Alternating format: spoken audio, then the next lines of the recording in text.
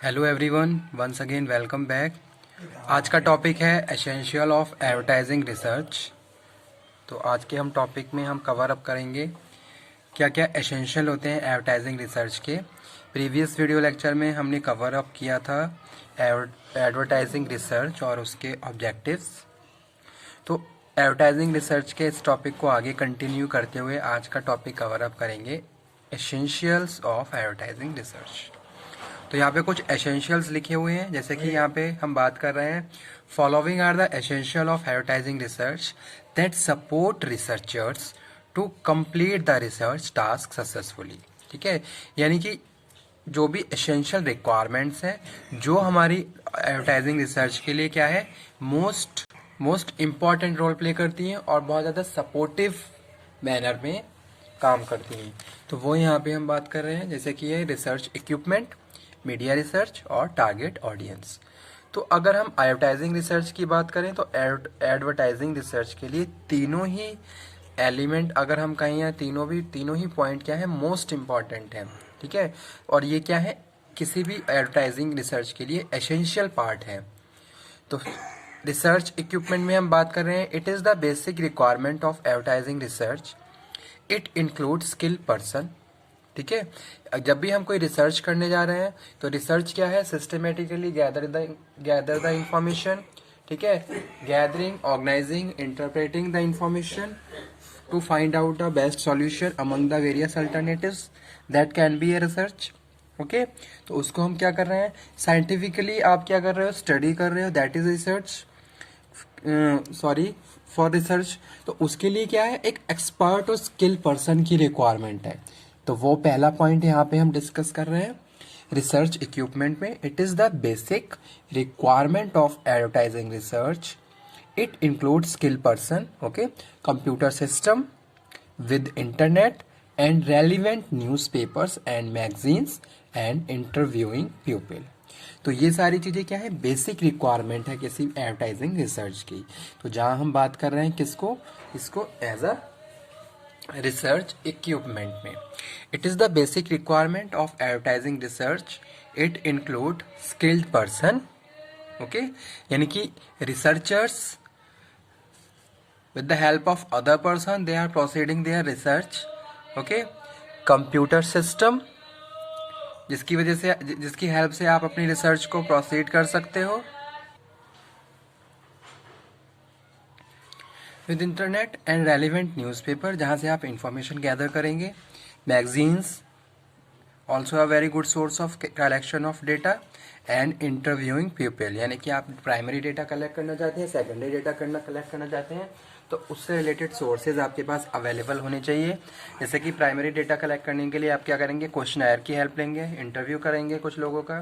ठीक है, तो वो यहाँ पे हम बात कर रहे हैं। और सेकेंडरी डेटा कलेक्ट करने के लिए आपने एग्जिस्टिंग किसी रिसर्च कॉपी की हेल्प ली, या फिर आप न्यूज़पेपर और कोई मैगजीन जहाँ से इंफॉर्मेशन गैदर कर रहे हैं। तो ये सब क्या है, प्राइमरी रिक्वायरमेंट्स हैं। ठीक है, बेसिक रिक्वायरमेंट है। सेकेंड अब हम बात कर रहे हैं मीडिया रिसर्च, जो कि क्या है, एसेंशियल रिक्वायरमेंट है एडवर्टाइजिंग रिसर्च की। मीडिया रिसर्च में हम बात कर रहे हैं to determine which media is the best और मोस्ट इफेक्टिव एडवर्टीजमेंट व्हीकल।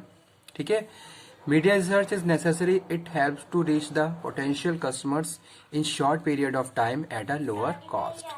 तो सेकंड हम बात कर रहे हैं जिसकी मीडिया की, यानी कि कैसे हम कम से कम कॉस्ट में ज़्यादा से ज़्यादा ऑडियंस को कवर अप कर सकते हैं। तो कौन सा ऐसा बेस्ट सोर्स है जहां हम इन सारी ऑब्जेक्टिव्स को अचीव कर सकते हैं, तो वो हम अपने सेकंड पॉइंट में बात कर रहे हैं मीडिया रिसर्च में। तो वही चीज़ यहाँ पे प्रॉपर मेंशन की गई है, to determine which media is the best और मोस्ट इफेक्टिव आपके लिए, आपके प्रोडक्ट के लिए, आपके एनवायरनमेंट के हिसाब से, आपकी करंट सिचुएशन के हिसाब से कौन सा मीडिया सोर्स आपके लिए बेस्ट हो सकता है। ठीक है, तो वो यहाँ पे हम बात कर रहे हैं किसमें, टू मीडिया रिसर्च। तो उसके लिए भी आप क्या करोगे, प्रॉपरली रिसर्च करोगे, तब जाके फाइनली उसको सिलेक्ट करोगे और उसको अपनी रिसर्च में प्रोसीड करेंगे। तो वो यहाँ पे हम बात कर रहे हैं to determine which media is the most effective advertisement vehicle. Media research is necessary, it helps to reach the potential customers। अब आप यहाँ पे कस्टमर के नेचर को भी स्टडी करोगे, भाई किस टाइप के कस्टमर है, उनका क्या नेचर है। कुछ अगर आपका टारगेट एरिया रूरल एरिया से बिलोंग करता है तो आपका मीडिया सिलेक्शन डिफरेंट होगा। अगर आपका target area urban area, target audience आपकी अर्बन एरिया से बिलोंग करती है तो आपका मीडिया सिलेक्शन डिफरेंट होगा। यानी कि यहाँ पे हम ये भी अंडरस्टैंड कर रहे हैं या अपने रिसर्च में फाइंड आउट कर रहे हैं कि भाई अगर हम मीडिया रिसर्च की बात कर रहे हैं तो वहाँ पे हम क्या कर रहे हैं, हमें कस्टमर को इन्फ्लुएंस करना है। तो अब हम according to the nature of the customer media को सिलेक्ट करेंगे कि भाई कैसे हम उनको इन्फ्लुएंस कर सकते हैं, उनको उनकी इंफॉर्मेशन आप उनको अवेयर कर सकते हैं और उनको सारी इंफॉर्मेशन या कम्युनिकेशन कर सकते हैं। तो वो यहाँ पे हम बात कर रहे हैं किसमें, मीडिया रिसर्च में।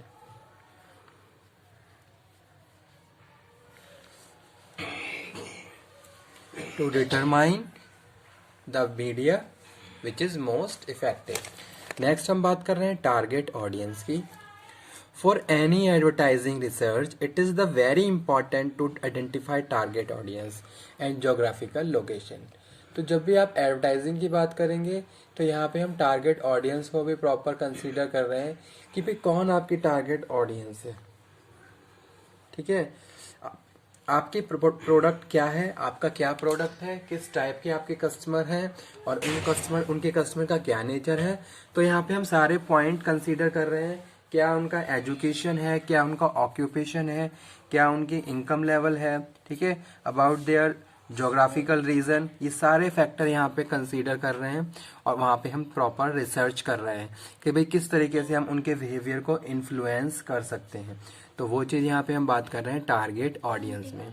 तो टारगेट आप पहली चीज़ तो आप ऑर्गेनाइजेशन को कस्टमर को टारगेट करेंगे और उसके बाद उनके नेचर को आइडेंटिफाई करेंगे, जानेंगे भाई उनका क्या नेचर है, कौन से ऐसे फैक्टर हैं जो उनको इन्फ्लुएंस कर रहे हैं। ठीक है, तो वो यहाँ पे हम बात कर रहे हैं अपने थर्ड इक्विपमेंट या थर्ड एसेंशियल पार्ट में, जो कि है टारगेट ऑडियंस।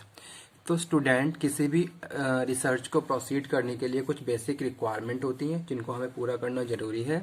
अगर यहाँ पे हम बात कर रहे हैं एडवर्टाइजिंग रिसर्च की तो यहाँ पे भी कुछ बेसिक रिक्वायरमेंट्स हैं और कुछ एसेंशियल्स हैं जिन्हें हमें प्रॉपरली कंसीडर करना है, तभी जाके हम फाइनली अपने रिसर्च के ऑब्जेक्टिव्स को अचीव कर सकते हैं।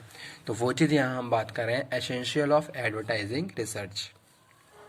ठीक है, तो यहाँ पे हमने 3 बेसिक पॉइंट कवर अप करे हैं। कहने को ये 3 पॉइंट है, लेकिन ये 3 पॉइंट ही बहुत सारे अदर फैक्टर्स को इंक्लूड किए हुए हैं। जैसे कि फर्स्ट है रिसर्च इक्विपमेंट। तो यहाँ पे हम बात कर रहे हैं किसी भी स्किल्ड पर्सन्स की, कंप्यूटर सिस्टम की, रेलिवेंट न्यूज़पेपर की, मैगजीन की, इंटरव्यूइंग पीपल की। ठीक है, यानी कि डेटा कलेक्शन की अगर हम बात करें प्राइमरी और सेकेंडरी डेटा, तो वो भी अपने आप में मोस्ट इम्पॉर्टेंट टर्म है किसी भी रिसर्च की।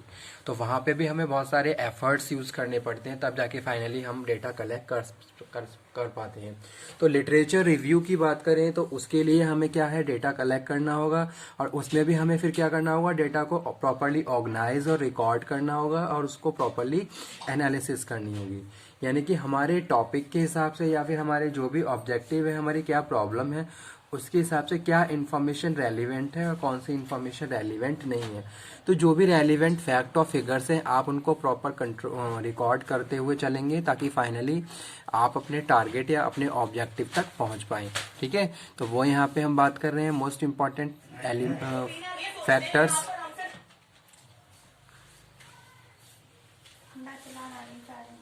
मोस्ट इम्पॉर्टेंट एलिमेंट है किसका, किसी भी रिसर्च का। उसके बाद सेकंड हम बात कर रहे हैं कि भाई आपके पास क्या सेटअप है। ठीक है, आपको एनालिसिस करना है तो यहाँ पे साइंटिफिक मेथड आपको यूज करने पड़ेंगे, क्या आपको उन सब चीज़ों की नॉलेज है या नहीं।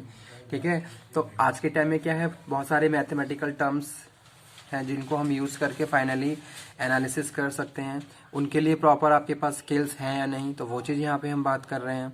ओके, आज के टाइम में क्या सिनेरियो चल रहा है एडवर्टाइजिंग का, वो सारी इन्फॉर्मेशन आप बहुत सारी बिजनेस मैगजीन से कलेक्ट कर सकते हो। कस्टमर को किस तरीके से आप इन्फ्लुएंस कर सकते हो, आज के कस्टमर का क्या नेचर है, क्या उनकी डिमांड है, क्या लाइकिंग डिसलाइकिंग है, तो ये सारी चीज़ें प्रॉपरली आपको पता होनी चाहिए। सेकंड हम बात करें मीडिया में, तो मीडिया का आज के टाइम में क्या रोल प्ले हो रहा है। ठीक है, और किस तरीके से वो कस्टमर को इन्फ्लुएंस कर रहे हैं। तो आप अपनी नीड, अपने ऑब्जेक्टिव के हिसाब से मीडिया को सिलेक्ट करोगे, ठीक है। और जो भी आपका बजट है वो भी प्रॉपरली आप कंसीडर करोगे कि भाई आपके पास कितना बजट है, और उसके हिसाब से आप किस तरीके से अपने जो भी ऑब्जेक्टिव्स हैं उनको कवर अप कर सकते हैं, ठीक है। तो वो यहाँ पे हम बात कर रहे हैं, जैसे कि यहाँ पे लिखा हुआ है पोटेंशियल कस्टमर्स। भाई मेरा कोई प्रोडक्ट है, ठीक है, मेरा मेरा जो प्रोडक्ट है वो क्या है, किसी बच्चे के लिए है, बच्चों की ड्रिंक के लिए है। तो यहाँ पे मैं क्या कर रहा हूँ, हाउस वाइफ्स को प्रॉपरली कंसीडर कर रहा हूँ, क्योंकि वही क्या हो जाती है, बहुत ज़्यादा इन्फ्लुएंस होती है अपने बच्चों, बहुत ज़्यादा कॉन्शियस होती हैं अपने बच्चों की हेल्थ के लिए। तो उन लोगों को मैं यहाँ पे क्या कर रहा हूँ, कवर अप कर रहा हूँ। तो वो मेरे क्या होंगे, पोटेंशियल कस्टमर्स होंगे, ठीक है। तो वो यहाँ पे हम बात कर सकते हैं, जिनको हम क्या कर रहे हैं, जिनके साथ हमें कम्युनिकेशन करना है, जिनको हमें परसुएट करना है, मोटिवेट करना है। तो वो यहाँ पे हम डिस्कस कर रहे हैं। और लास्ट वन है वो क्या है, टारगेट ऑडियंस, ठीक है। तो किस तरीके से आप टारगेट करोगे, तो वो यहाँ पे हम बात कर रहे हैं। किस तरीके से आप अपने प्रोडक्ट की पोजीशनिंग करोगे, किस तरीके से टारगेट करोगे, तो वो यहाँ पे हम बात कर रहे हैं अपने थर्ड इसेंशियल रिक्वायरमेंट पे, ठीक है। तो ये थे आज के कुछ टॉपिक, आज का टॉपिक जिसमें हमने बात करी essentials of advertising research.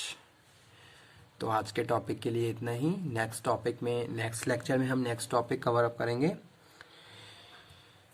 Okay, thank you very much. किसी भी टॉपिक में कोई प्रॉब्लम है तो आप डिस्कस करिए, बताइए मुझे, ठीक है। और टाइम टू टाइम साथ के साथ आप सेल्फ नोट्स भी अपने मेंटेन करते रहिए, क्योंकि एग्ज़ाम के टाइम पे आपके पास प्रॉपर कंटेंट होना चाहिए, ठीक है। वो टाइम ये नहीं होता कि हम ये इन्फॉर्मेशन यहाँ से सर्च करें, यहाँ से करें। At the last spot you have a proper content to prepare for your exam, okay. That's why I am saying prepare your notes day to day. Okay, thank you very much.